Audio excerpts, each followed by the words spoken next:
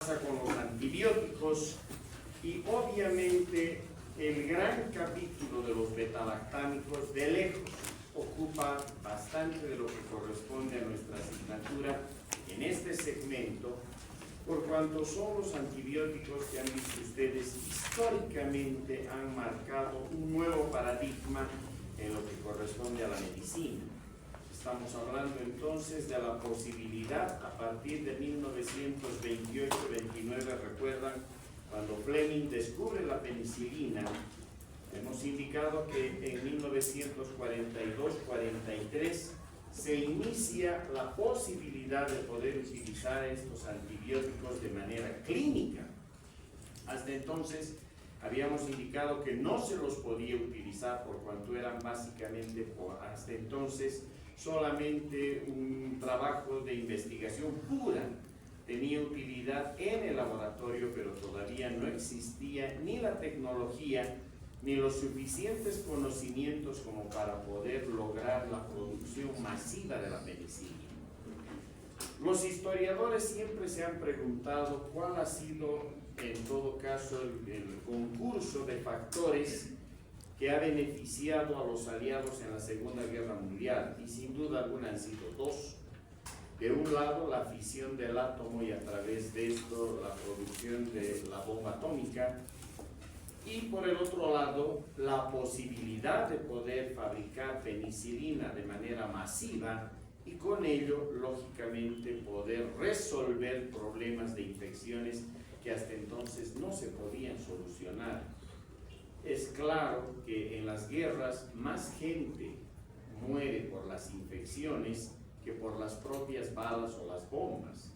De esa manera entonces se necesitaba de manera urgente, de forma urgente, alguna molécula, en este caso la penicilina, que pudiera ser utilizada de forma masiva y pudiera de esa manera también lograrse que los soldados rápidamente pudieran solucionar sus problemas de infecciones y eventualmente volver al campo de batalla. Y de ahí en adelante, obviamente, los antibióticos cambian el curso de la historia de la medicina. Hemos visto que hasta el año 42-43 prácticamente, ante la no existencia de moléculas de esta categoría, apenas sí se conocían las sulfonamidas, ¿recuerdan? Y por ahí el 606, que tenía una utilidad muy limitada. Después imagínense lo que era practicar medicina. Si ustedes se ponen a pensar y nos situamos en 1940 y llevamos el tiempo para adelante, ni siquiera hemos cumplido todavía 100 años, primero del descubrimiento de la penicilina. Esto va a suceder el año 2028-2029, ¿verdad? Menos todavía de haber empezado a utilizar la penicilina de manera clínica, porque vuelvo a repetir, lo hicimos a partir de 1942-43 y todavía no hemos llegado al año 2042 o 2043. Por lo tanto, estamos cerca todavía de una época en que la medicina se practicaba sin antibióticos, sin analgésicos, sin antiinflamatorios. ¿Se dan cuenta qué tipo de medicina entonces llevábamos adelante? Hoy por hoy sabemos que esa fue una medicina también tan importante como lo es ahora la que practicamos. Y si bien no se contaba con las maravillas de la tecnología farmacológica como ahora las tenemos, pues obviamente en ese tiempo los médicos y desde ya también, en este caso, las personas que se dedicaban al área de la medicina, tenían simplemente que socorrer a los pacientes, acompañar a los pacientes, ayudar a los pacientes en lo que pudiera hacerse.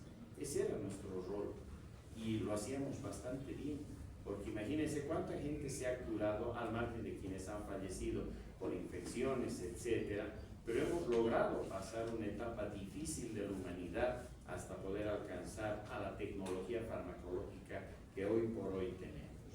Por eso es que no vale la pena echarla a perder, ¿no es cierto?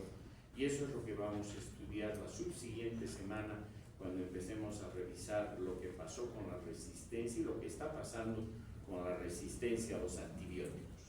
Pero vamos ya moviendo nuestra línea de de slides y les quiero presentar a un gran profesor que tuvo la Facultad de Medicina y quienes hemos sido sus alumnos, sus discípulos. Hasta ahora nos sentimos orgullosos del legado que él nos ha dejado. Ustedes están viendo en su pantalla al académico porque pertenecía, y de hecho fue uno de los miembros fundadores de la Academia Boliviana de Medicina. Es la academia que por invitación y luego por méritos y luego por la presentación de un trabajo de ingreso, hoy por hoy agrupa a no más de 40 médicos de todo Bolivia. Se supone que son los médicos de élite, ¿de acuerdo? Élite académica, desde ya. Él fue uno de los fundadores de la Academia Boliviana de Medicina, médico de especialidad en pediatría y además trabajó dentro de la subespecialidad de la pediatría oncológica. Por ende, él estaba obligado a manejar antibióticos porque en los niños que se infectan a consecuencia de los problemas de cáncer que pudieran atravesar, obviamente sus sistemas de defensa caen y cualquier bacteria sería capaz de provocar estragos. Por lo tanto, él fue uno de los mejores profesores que hemos tenido en la Facultad de Medicina y además la persona que hizo del manejo de los antibióticos prácticamente una necesidad académica urgente. Él fue el que propició el uso racional, el uso inteligente, el uso científico de los antibióticos y no las barbaridades que todavía podemos ver en alguna práctica, ¿de acuerdo? Así que entonces quienes hemos sido sus discípulos, hasta ahora nos sentimos orgullosos de todo lo que hemos aprendido a su lado y cómo no, desde ya esta clase se la vamos a dedicar a su memoria.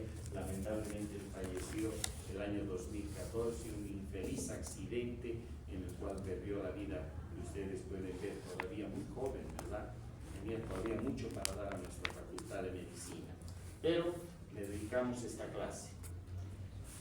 En realidad, cuando nosotros empezamos a ver los mecanismos de acción de los antibióticos, el primer mecanismo de acción es la inhibición de la síntesis o biosíntesis de la pared bacteriana. Voy a regresar un momentito para que no se pierdan a la clase anterior y habíamos visto, recuerdan, en una sola lámina. Hay antibióticos que tienen como blanco la pared bacteriana, en este caso inhibiendo la biosíntesis de esta. Otros antibióticos que van hacia la membrana celular bacteriana inhiben la funcionalidad de la membrana. ¿Listo? Otros antibióticos logran pasar al interior de la bacteria a nivel del citoplasma y se dirigen hacia los ribosomas bacterianos. Los ribosomas bacterianos, ustedes ya los han estudiado, saben que están compuestos por dos subunidades, la subunidad 50S y la subunidad 30S, ¿verdad? Entonces, hay antibióticos que tienen la capacidad de poder actuar, en este caso, bloqueando la formación de proteínas a nivel de la subunidad 50S. Y otros antibióticos que cumplen también una función bastante similar, pero a nivel de la subunidad 30S. O sea que estos están actuando inhibiendo lo que es la síntesis de proteínas, o si ustedes quieren, mejor aún, en un lenguaje mucho más molecular, están inhibiendo la correcta traducción de proteínas, ¿de acuerdo? Pero no son los únicos, porque tenemos todavía algunas formas farmacológicas, en este caso, más que formas, tenemos algunas moléculas que tienen la capacidad de interferir con algunos pasos en el metabolismo de las bacterias. Perfecto, particularmente en lo que correspondería al metabolismo que va desde el ácido paraminobenzoico hasta completar los folatos. No se preocupen que cuando veamos resistencia lo vamos a revisar con cuidado, ¿listo? Y luego tenemos otro bloque de antibióticos que tienen la capacidad de actuar en dos etapas en lo que correspondería a la inhibición de la funcionalidad y de la síntesis en el material genético de la bacteria, o si ustedes quieren, a nivel de lo que correspondería del genoma de la bacteria.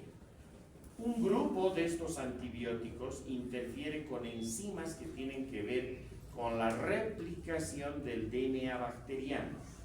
Y otro grupo de antibióticos tiene que ver con la posibilidad de poder inhibir enzimas que luego permiten, en este caso, más que la traducción, en todo caso van a bloquear todo lo que significa el paso de la información desde el DNA hasta el RNA mensajero, ¿de acuerdo? Ese es un paso importantísimo, ¿verdad? Porque en realidad lo que hacen, y todos sabemos que pasa a nivel de cualquier célula, la información que está en el material genético, en el DNA, se puede copiar a un RNA mensajero, ¿cierto? Y este RNA mensajero se va a llevar esa información copiada hacia los ribosomas para la biosíntesis de proteínas. En este caso, entonces, ese paso que le conocemos como transcripción es evitado a partir del uso de determinados antibióticos. Ahora nos vamos a concentrar en la biosíntesis de la pared y, cómo no, vamos a hablar de estos antibióticos, los famosos antibióticos beta-lactámicos. ¿Listo? Cuando yo encuentro antibióticos que tienen la capacidad de bloquear la síntesis de la pared, a su vez, estos pueden actuar ya sea inhibiendo la fase citoplasmática, que puede suceder, o pueden inhibir la fase del transporte de precursores, donde están otros antibióticos, o finalmente inhiben la organización estructural del péptido glicano. Es acá donde precisamente nosotros ahora nos vamos a quedar, es decir, en los inhibidores de la organización estructural del péptido glicano. Para eso tengo necesariamente que recurrir a la información que ustedes ya han recibido en el sentido de que vamos a manejar pared bacteriana. ¿Listo?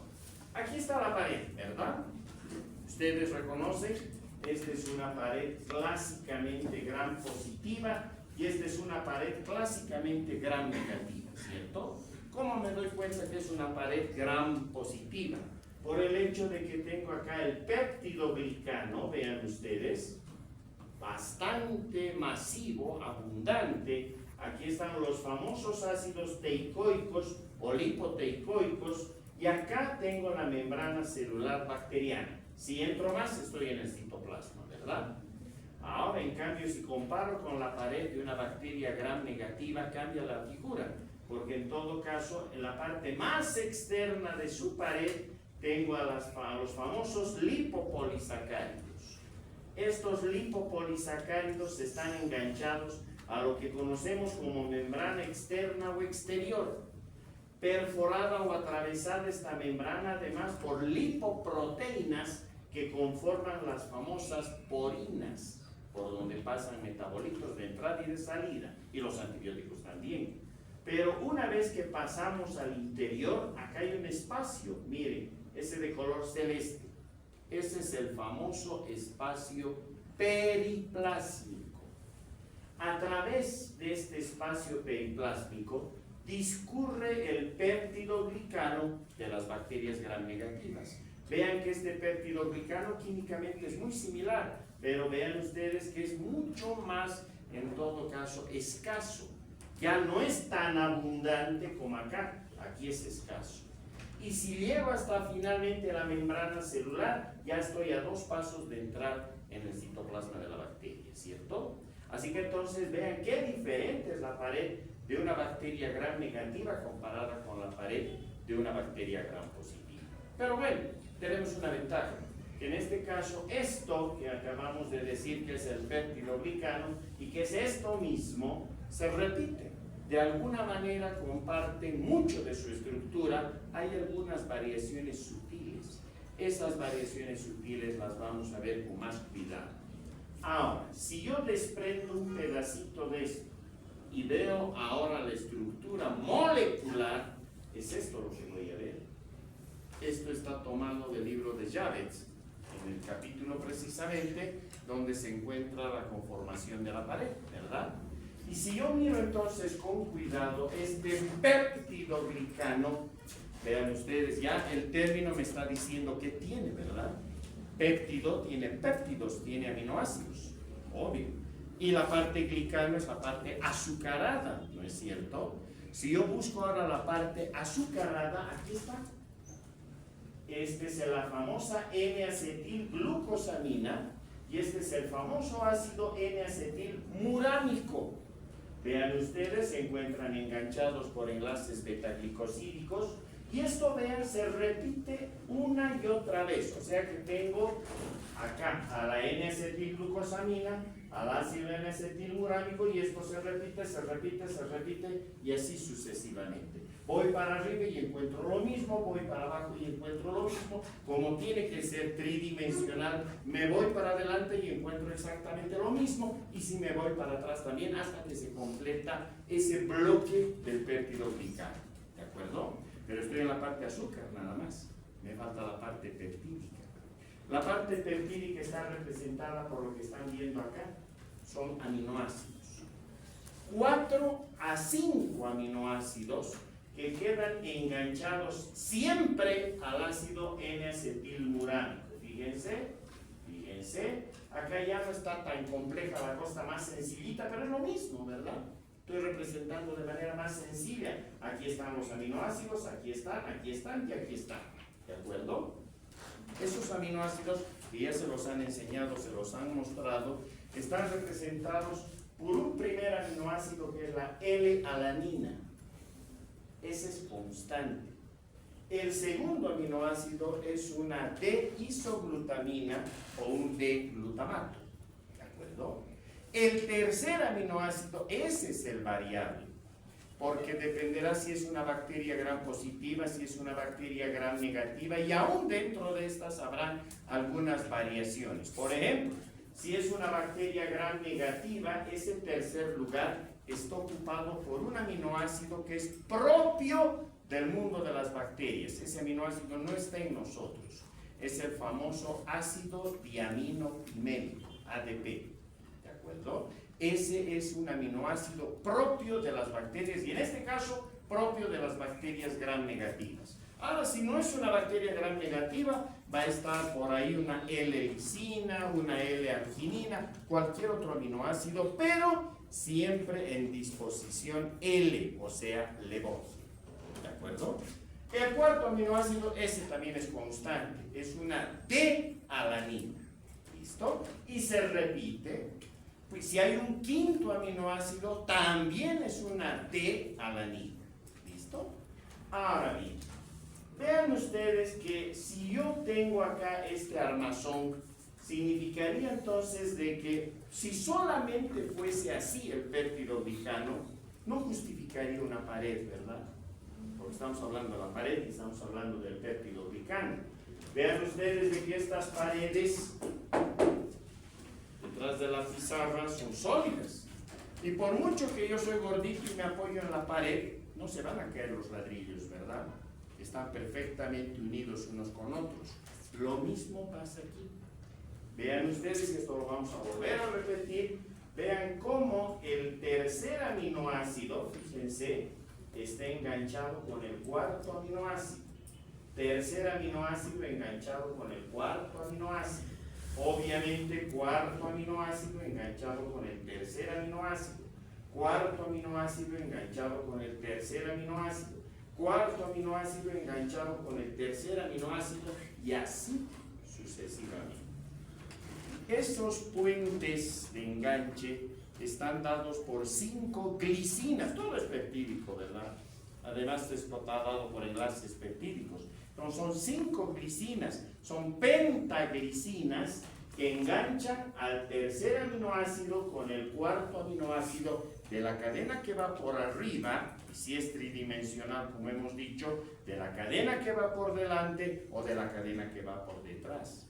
Por lo tanto, se establece una especie de enmallado, un enrejado, ¿verdad? Ese enmallado o ese enrejado conocemos como transpeptidación, ¿de acuerdo? Transpeptidación. Y gracias a esto se convierte en el cemento entre ladrillos, estos dos que conformarían un ladrillo, y estos otros dos que conforman un ladrillo, y estos otros dos que conforman otro ladrillo, o sea, son el cemento que permiten pegar estas unidades básicas murales. ¿Se entendió? Listo. Si he llegado hasta aquí, puedo borrar esto y ahora sí, miren, estoy repitiendo ya un pedacito nada más de lo que hemos hablado, ¿verdad? Ya solo estoy sacando un pedazo que está representado por la N-acetilglucosamina, el ácido N-acetilmurámico, y aquí están los 4 aminoácidos que hemos dicho que pueden ser hasta 5, o un quinto aminoácido que es la D-alanina, ¿cierto? A esto yo le llamo la unidad básica mural, porque todo esto conforma un equivalente a un ladrillo. ¿Listo? Por eso es de que ese péptidoglicano, esa pared, está conformada por estas unidades básicas murales, y ya hemos visto que este ladrillo se va a enganchar con el ladrillo que viene por debajo, tomando en cuenta que el cuarto aminoácido va a transpeptidar con el tercer aminoácido, ¿cierto? Entonces de esa manera queda enganchado, y este tercer aminoácido va a enganchar con el cuarto aminoácido del ladrillo que viene por encima, por arriba o por detrás. ¿Se entendió? Listo, entonces le daremos su nombre. Ahí está, para nosotros va a ser nuestra unidad básica mural. Esto no está en los libros, esto lo hemos inventado nosotros para poder hacerlo más sencillo todavía. ¿Listo? Obviamente todo esto es la parte bioquímica de la pared, pero preferimos nosotros llamarle como unidad básica mural a toda esa estructura que ustedes están viendo. ¿Hasta aquí está claro? Sí, ¿verdad? Entonces, ahora sí, ya tenemos nuestra unidad básica mural, podemos desplegar nuestra página y ahora vamos a ver algo de la biosíntesis de la pared bacteriana. ¿Listo? Solo síganme. Nada más, ya saben que esto, más bien ahora la representante está, ¿verdad? Ay, gracias. Después, perdón, antes de que me olvide porque se me pasa, anótame en un papel tu correo electrónico para pasarte las presentaciones, por favor, para que ustedes las tengan. Entonces ahora escúchenme, aquí la clave está en que me sigan, ¿listo? Vamos a llegar hasta la pared de la bacteria. Esta es una fotomicrografía electrónica, ¿cierto? Entonces me entro a la pared y voy a mirar cómo se biosintetiza esta pared, cómo se construyen estas unidades básicas murales.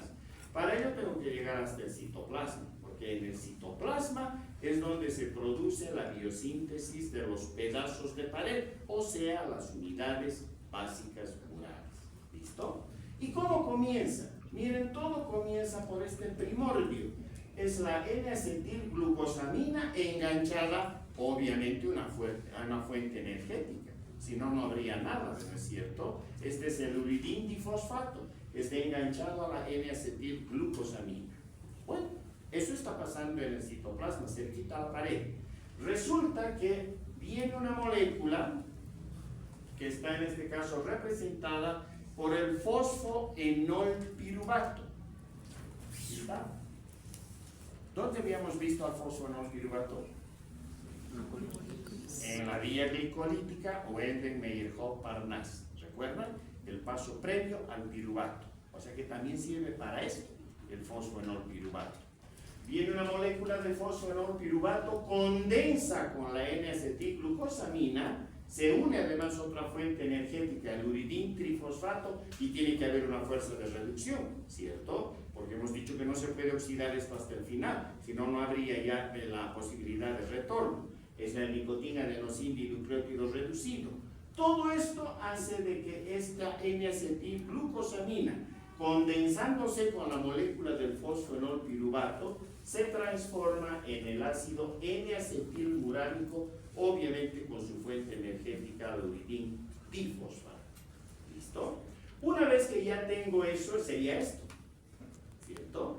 Y ahora lo que tiene que suceder es que se empiecen a pegar los aminoácidos. Tienen que pegarse 4 o 5 aminoácidos que van a llegar y se van a ir enganchando y se van a ir uniendo entre ellos por enlaces típicamente peptídicos, ¿cierto? Entonces, eso es lo que vamos a ver. Ahí está lo que sucede, ahí está el ácido N-acetilmurámico y ahí están los 4 o 5 aminoácidos que se van a ir pegando al ácido N-acetilmurámico. Una vez que ya tenemos al ácido N-acetilmurámico con sus 4 o 5 aminoácidos, todo este complejo tiene que atravesar la membrana celular bacteriana. No se puede quedar en el citoplasma, ¿verdad? Tiene que atravesar la membrana celular y lo va a hacer lentamente, porque esta es una molécula bastante compleja. Va a utilizar incluso transportadores especiales, de los cuales no voy a hablar mucho ahora para no confundirles. Y en el espesor de la membrana celular se va a enganchar una molécula de N-acetilglucosamina a todo este complejo para formar la unidad básica mural. Cuando ya está la unidad básica mural armada, con su N-acetilglucosamina, su ácido N-acetilmurámico, sus 4 o 5 aminoácidos, traslocan la membrana y llegan a la pared. Cuando llegan a la pared, se van a ir a enganchar allí donde sean necesarios.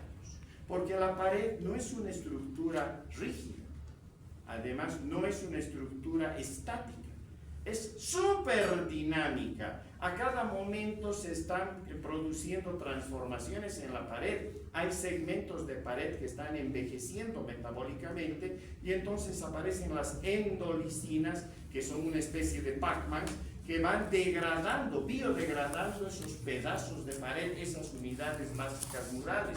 Obvio, tienen que ser reemplazadas, no puede ser que se produzca una cadena continua de destrucción o de biodegradación de estas moléculas y no sean repuestas, ¿verdad?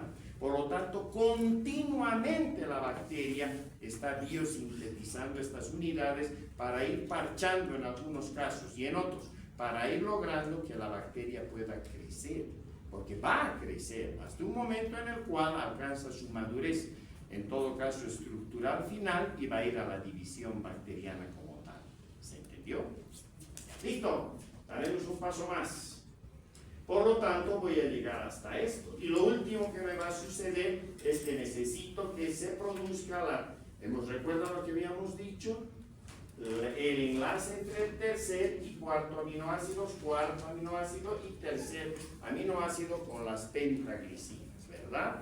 A ese paso le hemos llamado, son pasos de transpeptidación que se están produciendo porque son péptidos que están reaccionando, se están enganchando entre sí, y obviamente con esto, ahora sí ya tengo una pared como debe ser.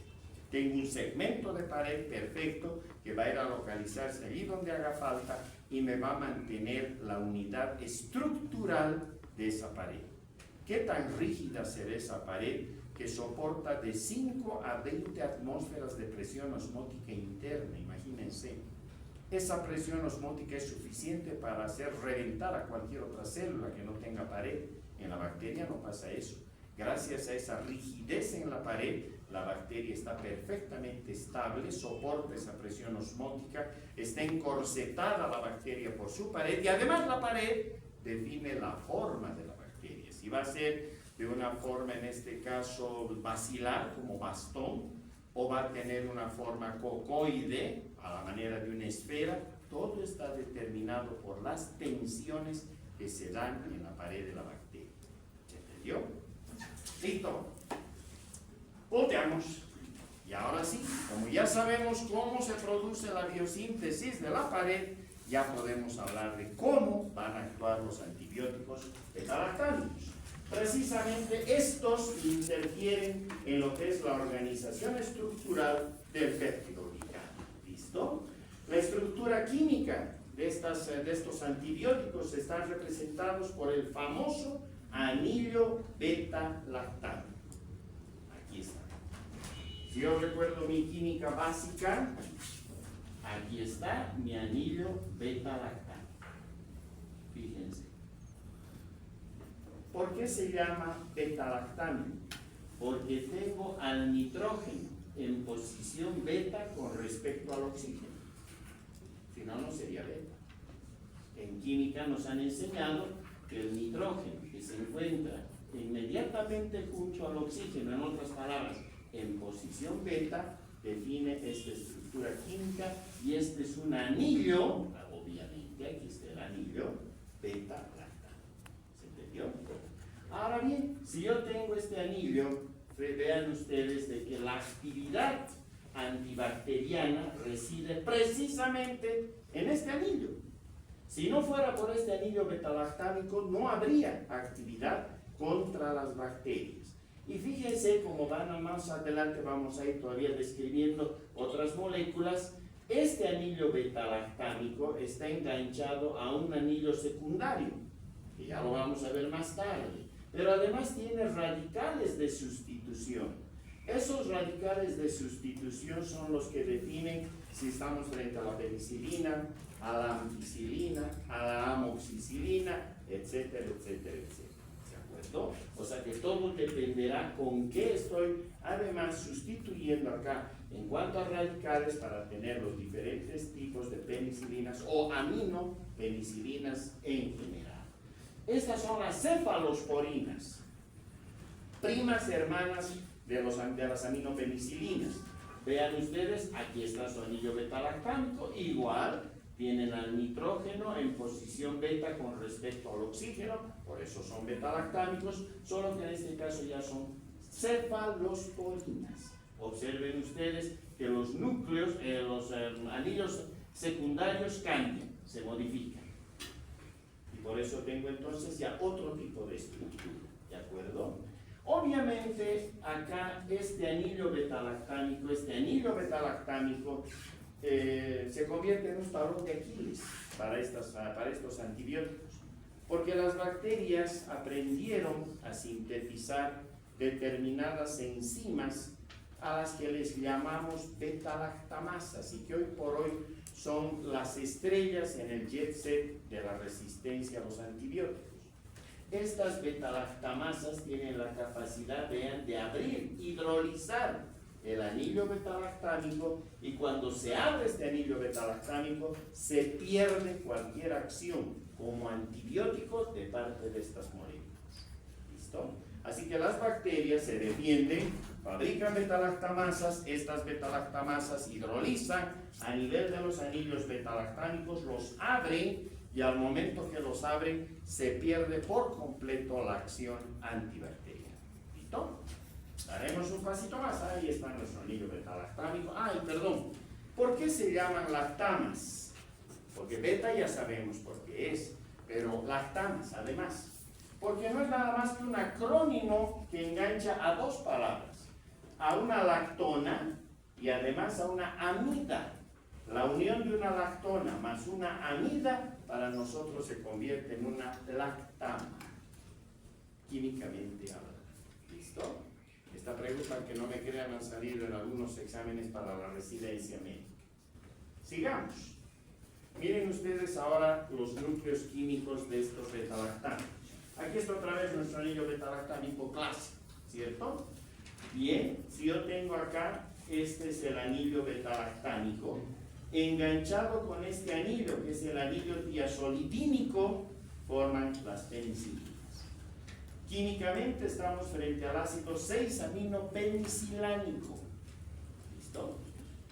Ahora bien, otra vez aquí nuestro anillo beta-lactámico, solo que esta vez tiene un anillo secundario diferente. Ya no es un anillo tiazolidínico, ahora es un anillo dihidrotiociánico.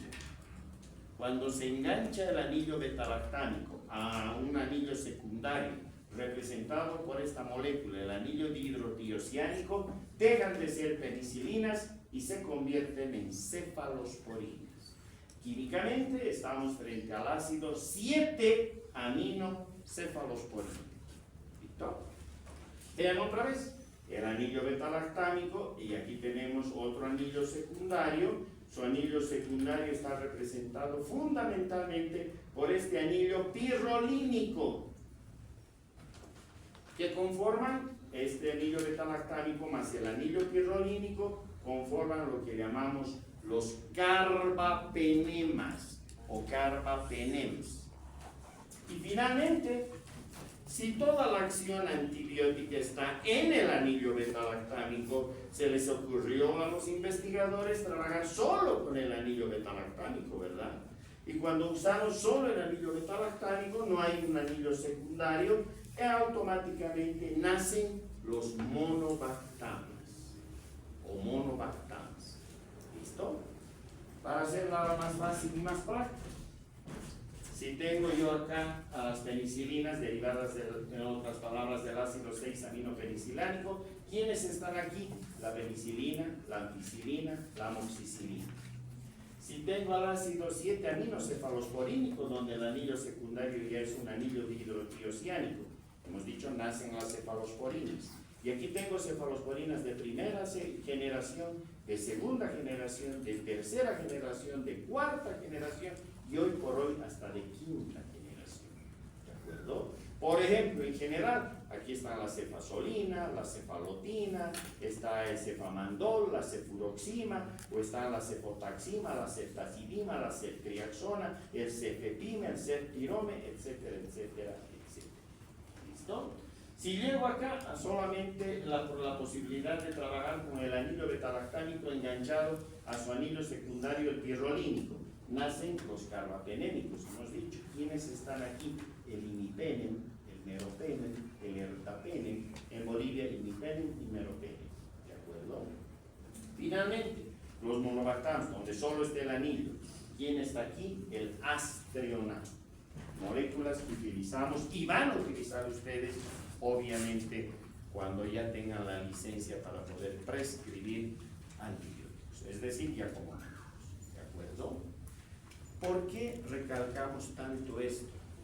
Porque lamentablemente la gente piensa, que no está ligada a la medicina, piensa que los antibióticos son lo más fácil de recetar. Ustedes vayan a una farmacia y la persona que está detrás del mostrador, si es farmacéutica, sabe, obviamente. Pero a veces no son farmacéuticas, son simplemente personas que son empleadas de la farmacia. Y ustedes les dicen, me duele mi garganta, tómese una ampicilina. No tienen ni idea de lo que están recetando. ¿Cierto? Ahí empieza el uso irracional de los antibióticos. Porque una persona está diagnosticando, que no es médico, está prescribiendo, y en algunos casos, y si paga 5 pesos más, aquí le vamos a poner su penicilina, ¿sí o no? Ahora vayan ustedes al mercado Lanza, al mercado Camacho, o váyanse a la Tablada, y van a ver en los kioscos, en los puestos, al lado de los dulces, los chocolates, ahí están las cajas, con levofloxacina, ciprofloxacina, ampicilina, peor todavía. Expuestas a la luz solar, expuestas a condiciones medioambientales pésimas, donde esas formas medicamentosas, en forma de cápsulas, tabletas, lo que fuere, ya han perdido con seguridad su potencia biológica. Y están ahí vendiéndolas. Y todo el mundo, a manera de comprar dulces o comprar fruta o lo que sea, o papa, me llevaré también 2 ciprofloxacinas por si acaso. Nos automedicamos y no tenemos la menor idea de lo que es todo esto. ¿Cierto? Nos pasa en todo lado. Mi mamá todavía está con vida, igual que mi papá. Mi mamá ha sido profesora de Estado, de ciencias biológicas. Obviamente ya nunca llegó al mundo de los antibióticos de esta manera. Pero cuando yo la visito en su velador, tiene un montón de medicamentos, se van a dar cuenta que las personas envejecen en la medida que en su velador hay más medicamentos, ¿verdad? Cuando somos jóvenes no hay ni un medicamento, pero vamos envejeciendo y empezamos a colocar ya los medicamentos. Y a veces la visito y la encuentro ahí, digamos, ciprofloxacina. ¿Para qué estás tomando esto, mamá? No, me dice, es que me sentía mal y como yo sé que la ciprofloxacina es excelente, me iba a comprar a la farmacia. Pero mamá, ¿por qué no me llamas así? ¿Vos qué sabes? Me dice, yo sé que es automedicación. Grave, porque ahí otra vez continúa el uso irreflexivo, no científico de estas moléculas. ¿Cierto? Por eso es que les damos con este detalle para que ustedes encaminen lo que tiene que ser una prescripción científica. Pero ¿cuál es el mecanismo de acción de todas las que acabamos de ver? Todas son betalactámicos, hemos dicho, ¿cierto? Sean penicilina, ampicilina, cefalosporinas, carbapenémicos, monovalor, lo que fuere. Todas tienen el mismo mecanismo de acción. ¿Y cuál es este? Miren, van a inhibir competitivamente a las famosas PDPs. Ese es el mecanismo de acción. Pregunta de parcial. ¿Qué son las PDPs? No son nada más, deberían llamarse PLPs o PFPs, porque son las proteínas fijadoras de penicilina. pero las llamamos PPPs porque el 99.9% de la bibliografía mundial las designa de esta manera a través de su acepción en inglés. Las Penicillin Binding Proteins, ni modo, nos quedaron como PPPs, ¿de acuerdo? Proteínas fijadoras o proteínas ligadoras de penicilina. Ahora bien, estas PPPs son tremendamente importantes a la hora de definir lo que es la síntesis del péptido glicano. Pero me voy a regresar antes, un pedacito atrás. Ya vamos a ver qué son las PPPs en un dibujo, ¿listo? Pero si los betalactámicos solo actuaran inhibiendo a las PPPs, porque estas drogas, recuerdan, todos los betalactámicos junto a otros son bactericidas, no serían bactericidas si solo inhibieran las PPPs, porque están bloqueando una parte enzimática de la bacteria en la biosíntesis de la pared y nada más. Si yo retirara la penicilina, la ampicilina, lo que fuere, la bacteria continuaría tranquila. O sea, se le tiene que asociar un segundo mecanismo, que es propio de la bacteria. Este segundo mecanismo está dado por en algunos casos, bastante de la bibliografía dicen activación. Yo no lo veo como una activación, porque de hecho, hace un momento decíamos que las autolisinas o endolisinas continuamente están trabajando en la pared biodegradando. Lo que aquí existe más bien es un desequilibrio en estas enzimas autolíticas o endolisinas. Y es obvio, porque el betalactámico llega a la pared, entra al péptido glicano y allí va a ir a bloquear a las PPPs, por eso son proteínas fijadoras de penicilina. Bloquean, las inhiben competitivamente. Lo que hace entonces que estas enzimas, estas autolisinas o endolisinas, activándose más, aumentando aparentemente su capacidad de acción, y eso solamente porque aquí se ha caído la posibilidad de la biosíntesis. Por lo tanto, esto que debería ser un equilibrio que se debería dar de esta manera, un sube y baja, que debería estar equilibrado, ya no está así, porque como se están inhibiendo competitivamente las PPPs, se cae la biosíntesis. Y las autolisinas o endolisinas aumentan su capacidad de acción y por lo tanto siguen degradando. Ellas no han estudiado microbiología, nada de esto. Por lo tanto, siguen biodegradando y eso hace que se empiecen a producir poco a poco verdaderas porinas, verdaderos orificios en la pared. Se va modificando la figura bacteriana hasta que en un momento de ellos ya la presión osmótica no puede ser contenida y todo lo que es citoplasma y sus elementos empiezan a salir al exterior y obviamente la bacteria muere. ¿De acuerdo? O sea que son dos mecanismos asociados. Inhibición de PPPs en el péptido glicano, pero además, para justificar la bactericidia, tiene que haber, o lo que dicen otros autores, la activación, o lo que yo prefiero plantear, como en todo caso el desequilibrio en lo que es la actividad de las enzimas autolíticas o endolíticas. Eso provoca ahora sí la capacidad de la bactericida. ¿Se entendió? Bien, pero para terminar de entender, volveremos a nuestro dibujo, ¿cierto? Porque hemos dicho que se enganchaban el tercer aminoácido con el cuarto y otra vez el tercero con el cuarto y aquí está enganchando el cuarto con el tercero, el cuarto con el tercero y así sucesivamente, ¿cierto? Bueno, sucede que para que se produzcan estos enlaces, hemos dicho de transpeptidación, tienen que actuar enzimas. ¿No es cierto? Sin enzimas no va a suceder absolutamente nada. Y entonces, si tenemos procesos de transpeptidación, obviamente esas enzimas se van a llamar transpeptidasas. Obvio. También tenemos a las transglicosilasas y también tenemos a las carboxipeptidasas. Estas dos provocan estos enganches entre el tercer aminoácido y el cuarto aminoácido. Y las carboxipeptidasas lo que hacen es retirar al quinto de ala. ¿Recuerdan ustedes que decíamos que a veces se queda un quinto de ala? Las carboxipeptidasas retiran al quinto de ala para que se queden solo cuatro. ¿Se entendió? Bueno, si han entendido esto, Entonces vean los barrotes.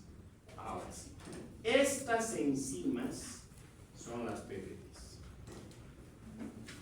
O sea que cada vez, y de ahora en adelante y hasta el día en que se jubilen, cada vez que les hablen de PBPs y les digan vamos a usar un betalactámico y estos actúan sobre las PBPs, rápidamente, PBPs, proteínas fijadoras de penicilina, aquí lo que va a suceder es que enganchan los péptidos, tercer aminoácido con cuarto aminoácido para el enmallado, ¿recuerdan? Son procesos de transpeptidación. ¿Qué enzimas actúan? Transpeptidasas, transglicosidasas, carboxipeptidasas. Esas son las famosas PBPs.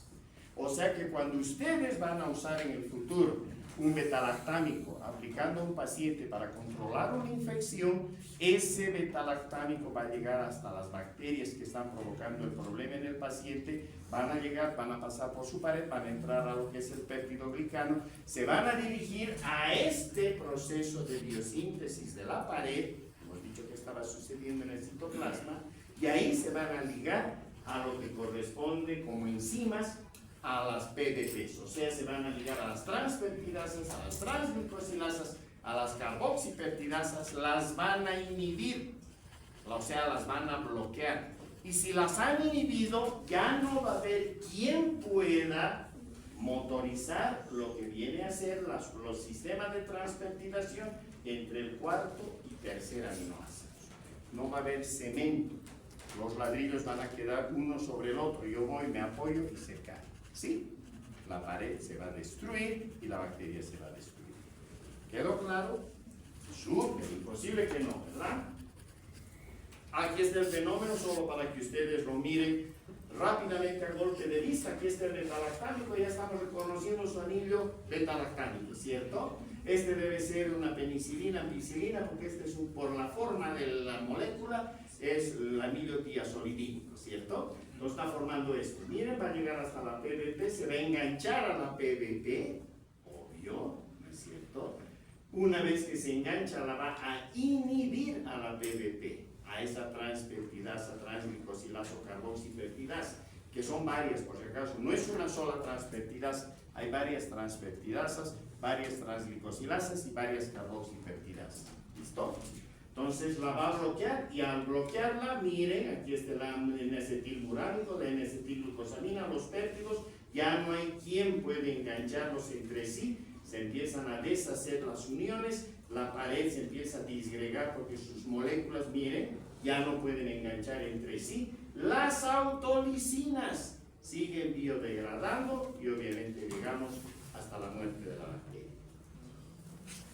Químicamente todavía, para que le saquen una foto rápidamente, aquí está el betalactámico enganchándose precisamente a una transpeptidasa. Va a bloquear y va a inhibir de esa manera la acción de esas transpeptidasas. Químicamente. ¿De acuerdo? Muy bien. Esto lo van a ver todavía en farmacología, tal vez un poquito más, no creo más profundo, pero por lo menos como para poder terminar de circularizar la idea y eso ha de ser más sencillo. ¿Qué betalactámicos tenemos? Tenemos a las penicilinas naturales, donde está la benzilpenicilina o penicilina G, de las que más trabajamos y usamos en Bolivia, donde tenemos a la penicilina sódica, la penicilina procáinica y la benzatínica, ¿verdad? Como también tenemos a la penicilina B, que es la famosa fenoximetilpenicilina. Estas no resisten el pH ácido del estómago, por eso es que las administramos parenteralmente. En tanto que la fenoximetilpenicilina o penicilina B sí resiste el pH ácido gástrico, por lo tanto la podemos dar por vía oral. ¿Listo? Tenemos las penicilinas semisintéticas, que farmacológicamente las conocemos como las isoxazolilpenicilinas. Estas se mantienen estables, no se degradan, no les pasa nada raro cuando se enfrentan a las betalactamasas. Recuerdan que las betalactamasas cortaban los anillos betalactámicos, habíamos dicho. Acá estas resisten la acción de este tipo de betalactamasas, mejor aún, penicilinasas. Porque cuando estudiemos de aquí a 2 semanas betalactamasas van a ver que es todo un mundo ¿De acuerdo? De ese mundo, las penicilinasas, que son las que cortan los anillos beta-lactámicos de estas, particularmente de la penicilina, en estos casos las isoxazolil-penicilinas resisten y no tienen mayor inconveniente. ¿De acuerdo? ¿Quiénes están aquí? La oxacilina, la nafcilina, la cloxacilina, la dicloxacilina. En realidad todas tienen una mamá y su mamá se llamaba meticilina. De hecho, ya no hay meticilina. Hay muy pocos países en el mundo donde todavía circula la meticilina. En el resto del mundo ya no hay. En Bolivia ya no van a encontrar meticilina. Pero estas otras moléculas han sucedido, si ustedes quieren, a la meticilina, y obviamente con acción mucho más mejorada, una síntesis mucho más sencilla, una mejor biodistribución en el organismo, y entonces estas son las que ahora tenemos, y esta solo ha quedado con un término que lo manejamos desde una perspectiva de identificación de mecanismo de resistencia y a la vez de valor histórico. Vamos a hablar dentro de 2 semanas del Staphylococcus aureus meticilino resistente. Y ustedes dirán, pero ¿por qué siguen diciendo meticilino resistente si ya no hay meticilina? Ahí veremos el por qué, ¿de acuerdo? Es solamente por un motivo de mecanismo de resistencia. Tenemos las de espectro extendido, ampicilina y amoxicilina, pero no son las únicas. También están la carbenicilina, la picarcilina, la aslocilina, la meslocilina, la piperacilina. Hoy por hoy en nuestro medio ya está circulando la piperacilina, pero enganchada a otra molécula que veremos en la próxima lámina. Las otras no hay, así que las borramos. No están en Bolivia. Obviamente las van a tener que aprender en farmacología, pero si salimos a trabajar al hospital, solo tenemos esto. Y no está mal, ¿de acuerdo? Les decía que la piperacilina sí ya ha entrado en nuestro país, pero enganchada al tazobactam, la piperacilina tazobactam, ¿listo? Pero la borramos porque como piperacilina sola no la van a encontrar. Y aquí están las cefalosporinas. En las cefalosporinas, en su momento decíamos que estaban derivadas del Cephalosporium acremonium, ahora ya cambió esa denominación, están derivadas del Acremonium chrysogenum. Esa es la fuente natural de las cefalosporinas. ¿Listo? Su mecanismo de acción igualito a todo lo que hemos visto hasta aquí, inhibición competitiva de PDTs. Y desde ya se clasifican por generaciones. Veamos las generaciones. Primera generación, cefadroxil, cefazolina, cefalexina, cefalotina, cefapirina, cefradina. En color rojo cefazolina, ¿por qué? Porque cuando yo pongo un antibiograma y coloco una cefalosporina de primera generación, pongo la cefazolina. Lo que le pase a la cefazolina les pasa a las otras, así que no hay necesidad de colocar las otras. Y si ustedes me piden, cuando vayan a trabajar ya a los hospitales, cultivo y antibiograma para este paciente, yo les reporto cefazolina y me llaman por teléfono y me dicen, doctor Rigoso, ¿por qué no me lo ha puesto cefadroxilo si le vamos a dar eso? Los voy a ir hasta la sala donde estén, les voy a jalar sus orejas y les voy a volver a traer a la clase, ¿de acuerdo? Porque esta extrapola esto. ¿Se entiende? Si la cefazolina muestra resistencia, pues se quemaron todas esas. Si hay sensibilidad por parte de la bacteria, pues todas las demás sirven. ¿Se entendió? Listo. Así ya interpretamos antibiogramas.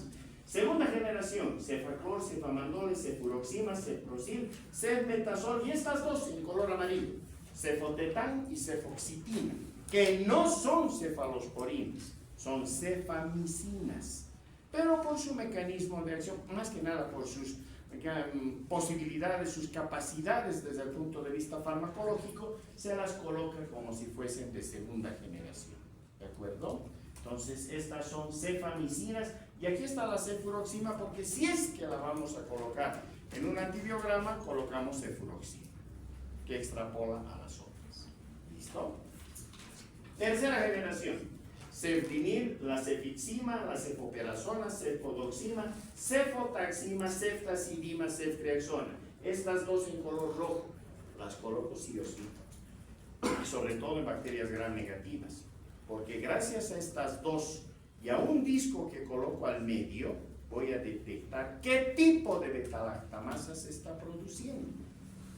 Y les voy a poder decir, esta bacteria que está causando esta infección urinaria está produciendo este tipo de beta-lactamasa, con lo cual ya sabemos qué drogas quedan quemadas y qué todavía funcionan. Dentro de los beta-lactámicos, obviamente. ¿Listo?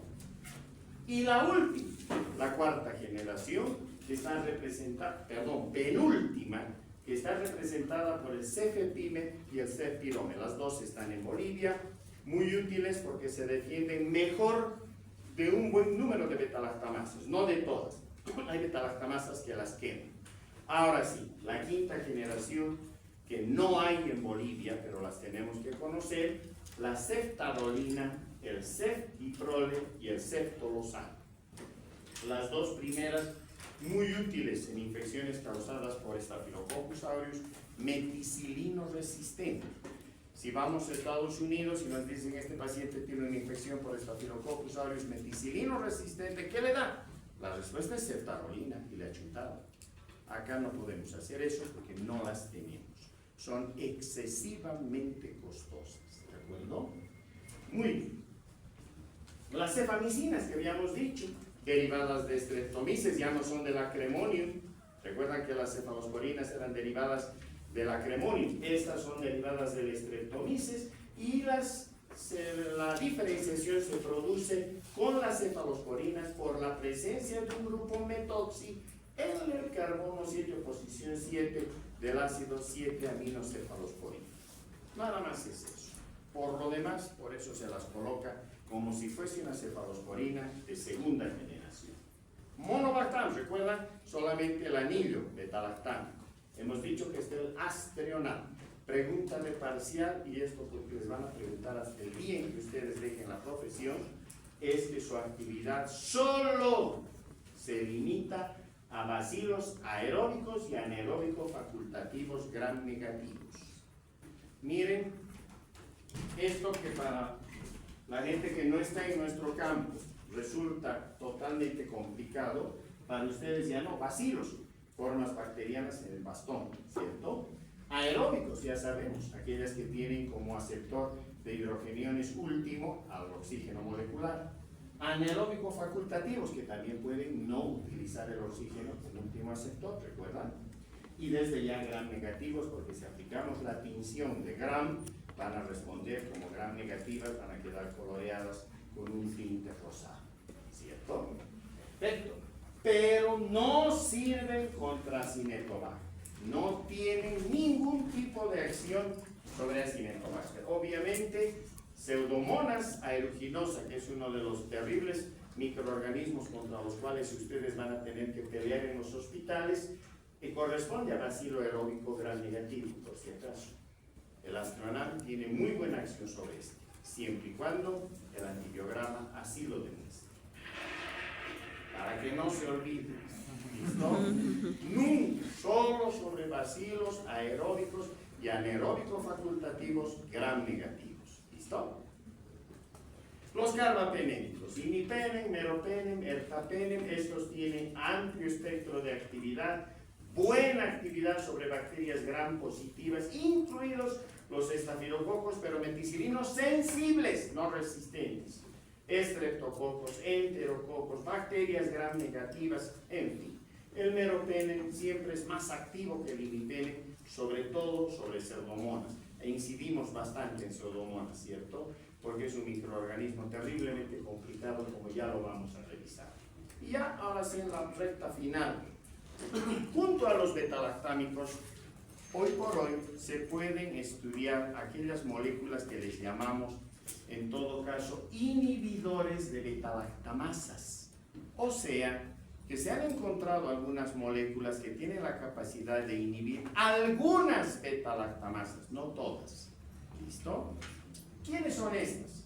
Son el ácido clavulánico, por eso hay la amoxicilina más clavulánico, sulbactam y tazobactam. Aquí está el clavulánico, aquí está el sulbactam y aquí está el tazobactam. Su actividad es suicida. ¿Por qué?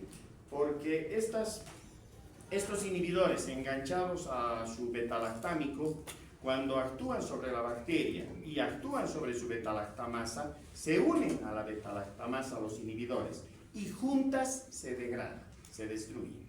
Por lo tanto, ahora sí, la molécula con la que se están acompañando, el beta-lactámico que les acompaña, ahora sí ya puede cumplir su función. ¿Se entiende?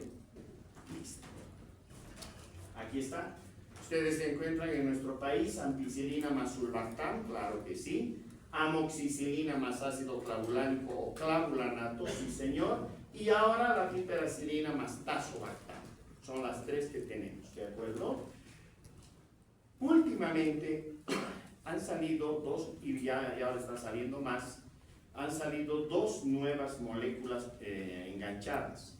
La ceftazidima, cefalosporina de tercera generación, más el avibactam. Esto no tenemos en Bolivia, pero a países vecinos ya lo tienen. Y la otra es el imipenem más el relebactam, que también no tenemos en Bolivia, son muy caros, ¿de acuerdo? Pero hay países que sí los tienen. Y como ustedes seguramente dentro de sus sistemas de especialización, a lo mejor van a estar en otros países, entonces tienen que saber que todos estos son beta-lactámicos enganchados a inhibidores de beta-lactamasa y que preferimos ahora llamarles ABC, o sea, agentes beta-lactámicos combinados. Hasta hace un tiempito atrás le decíamos, ¿y qué le damos a este paciente? Le daremos un agente beta-lactámico unido a un inhibidor de beta-lactamasa, muy largo, ¿no es cierto? ¿Para qué le damos? ABC. O sea, un agente beta-lactámico combinado. ¿Con qué se va a combinar el beta-lactámico? Con un inhibidor, ¿cierto? Y ya está. ¿Listo? Muy bien, creo que eso es lo más importante. Muchísimas gracias.